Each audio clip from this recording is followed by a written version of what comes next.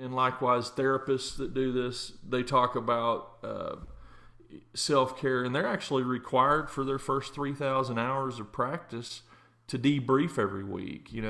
Our debriefing is usually, mine was at happy hours. I don't know about you two. No, that's right. I think I've heard you say before, Chris, that one of the major causes behind all of this is the fact that we're, as lawyers, we're basically discouraged, I think would be one sort of mild description. We're discouraged from showing weakness. And so, especially in litigation, but I think probably across practice areas. I mean, in transactional work, I've never been a transactional lawyer, but I can see how, you're supposed to be a hard-nosed negotiator. So, you can't reveal any weakness to the other side. But in litigation, it's probably the best example. I mean, you're supposed to be the kind of lawyer that people see on TV that never loses a case, and is always the quickest and the smartest, and wins every case. And even revealing any vulnerability to your client can be seen as a real negative. And so it seems like that's just a major cultural influence on what's going on with our profession these days. Oh yeah, and one of the things that's kind of an illusion is that I was in a law firm with about 30 lawyers. Many of us work and share office space, but 80% of us are solo practitioners, and even those of us that work in law firms, you can hide in a law firm pretty well, and we get isolated. And one of the things when you're in a profession where online ratings exist, where everything that people find out about you, they hold it against you somehow later.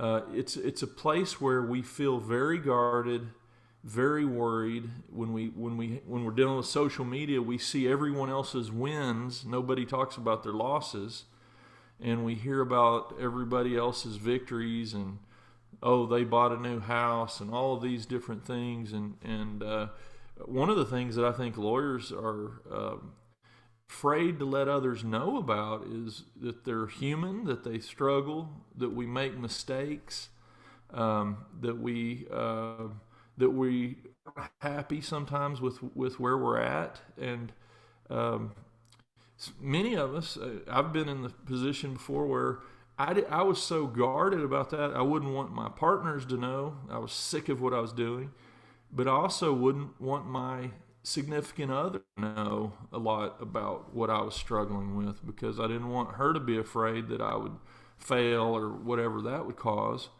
And so we are in a weird position to manage, many of us, 50, 100 cases, some people many more than that if you do the right kind of law.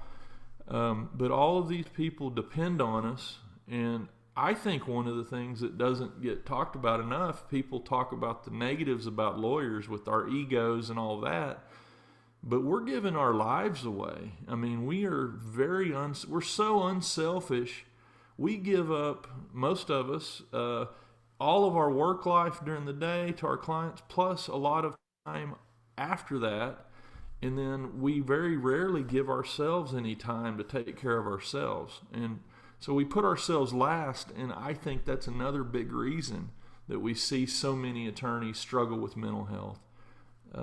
Boundaries, and gosh, look where we're at now in the pandemic. It seems like it's exaggerating a lot of the things that we're challenged with normally, but it's even more so because there's something ceremonial about leaving your office. But when you have your office in your house, Mm.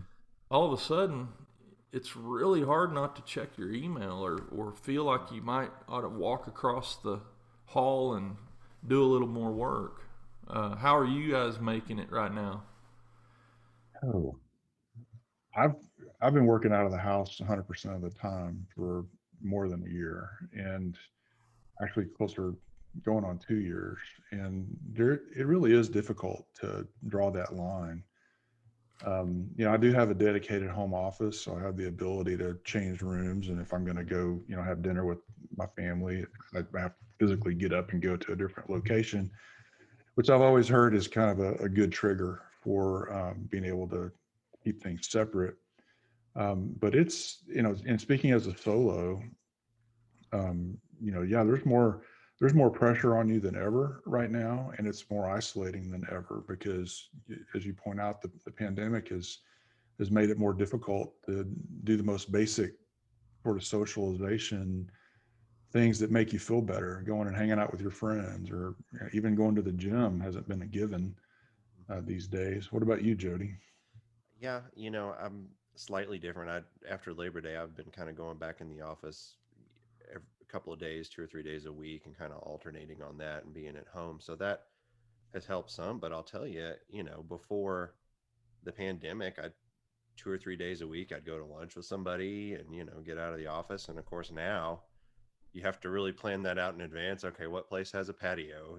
Where can we go that we can be socially distanced? And so it happens, but it is really a lot more isolated than it was. And Zoom conferences are great and they're as good as they can be, but it's just not quite the same as being able to just kind of have a hangout with somebody or stick your head in somebody's office and say, hey, what do you think about this? And so it really has been, in some ways good, in some ways bad, but it has been a strange adjustment. Definitely been some good that's come out of the pandemic. I mean, I think Zoom hearings are here to stay.